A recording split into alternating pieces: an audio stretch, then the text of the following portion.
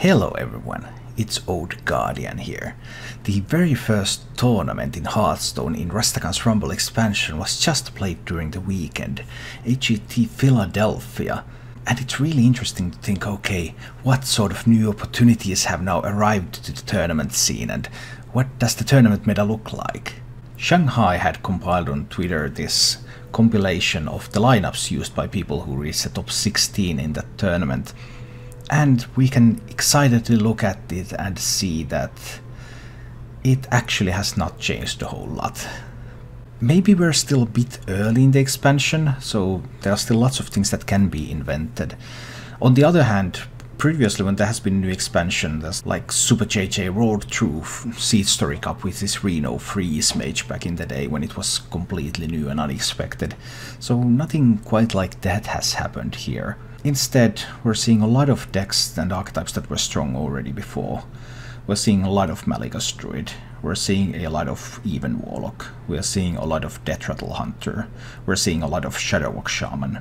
So on first sight it looks like okay, not that much has changed. If something has changed, then even Paladin has really started to make a name for itself. 7 even Paladins in top 16. Even Paladin looks to be one of the winners of this expansion, which is something that I have said before as well.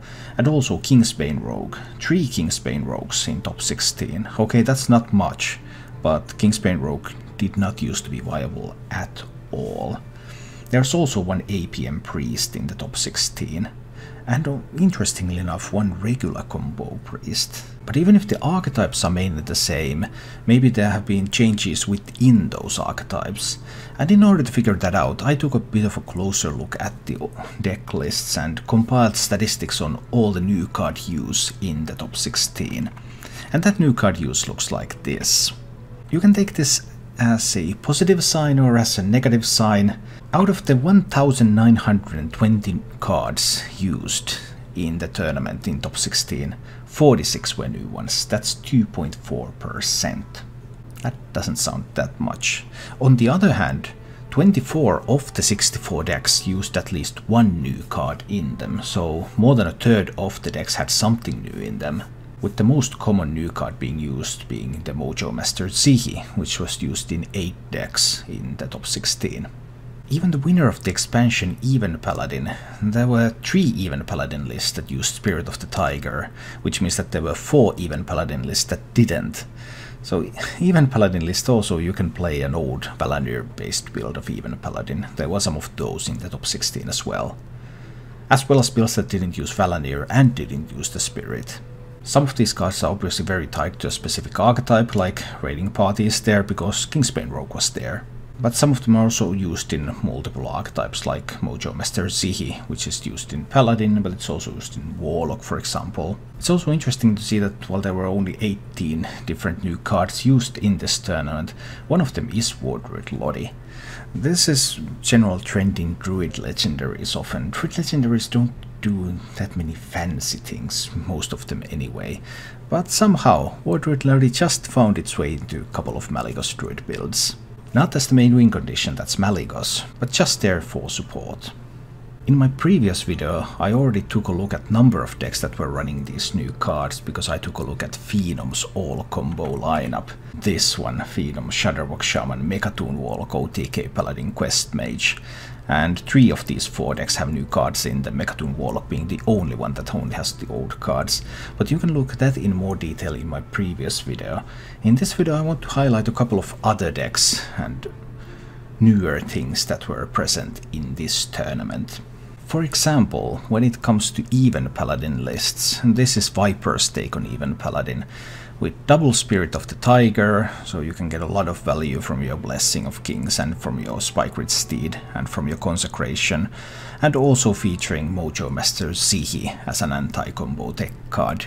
This is pretty close to the Even Paladin list that I have played before, and you can find a how to play video of that on this channel, and I like this archetype a lot. Also like this approach to the build a lot, ending at Lich King. Some people also include Tyrion, and there were Tyrions in the top 16 as well, but I really enjoy these Lich King ending builds. Viper is also making use of 2 copies of Argent Protector, which is a card I have not played with a whole lot, but it can also give you a bunch of more value for this deck. It was also interesting to see an actual combo priest in the top 16. Pymbette brought this combo priest, and these are very interesting. This is like a miracle style combo priest, really. It's running a couple of new cards. There's Science, choose a minion, add a copy of it to your hand, which you can also use quite nicely with Grave Horrors, because this deck has so many spells that these Grave Horrors will eventually be free. So there's also that miracle element, Science, Grave Horror, boom, a big board out of nowhere. And of course Lyra also to support that style. And there's even a Banana Buffoon to give a couple of bananas, so more spells, more things to make Grave Horrors cheaper, more fuel for Lyra. But at its heart this deck is still a combo priest. Double Inner Fire, double Divine Spirit, double Shadow Visions, double Unpowered Steambot even. So surprisingly focused on getting that big minion, making that stick, then buffing it up and going face. But with a nice miracle twist on the side. One of the new things to the tournament scene is of course Kingsbane Rogue, and NoHandsGamer brought this version of Kingsbane Rogue into the party. And party it is indeed, because the new card that is being used in all Kingsbane Rogues right now is the Raiding Party. Draw 2 pirates from your deck and a weapon. So this card single-handedly brought Kingsbane Rogue to the top, because now Kingsbane Rogue actually has 4 tutors for Kingsbane, and that's an insane amount of tutors. Double Shiny Finders, double Raiding Party. There's never been this consistent tutoring in Hearthstone before, and you can really see how powerful good tutoring can be when you can find your Kingsbane again and again and again. And another archetype that has been enabled by the new expansion with just one card is of course APM Priest. One APM Priest made it to the top 16, and the new card that enables this is Mass Hysteria. Force each minion to attack another random minion. And Mass Hysteria, even though it's random so you get those attacks and sometimes big stuff could survive, in reality even big things very often end up dying. And between 2 copies of Mass Hysteria and 2 copies of Psychic Scream, this deck simply has what it takes to survive. It's also a quest build. Most APM Priests right now are quest builds, so you can get to 40 health, buy you more time, clear up board a couple of times, blow the board back to the deck a couple of times, and then you just go off with the Test Subject combo. Test Subject, Radiant Elemental, Divine Spirit, Vivid Nightmare, Topsy-Turvy. Then you make a boar, you start buffing up that boar. At some point you switch its health and attack, and then if needed you make more copies of it, and boom. So that was the first tournament in Rastakhan's Rumble. There were not that many new things about it, but there were some. There were a couple of new decks.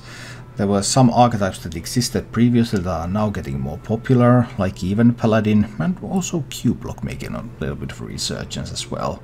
And there were some new cards that changed the way the game plays a little bit. Thank you for watching. If you enjoyed the show, please click the like button and subscribe to my channel for more.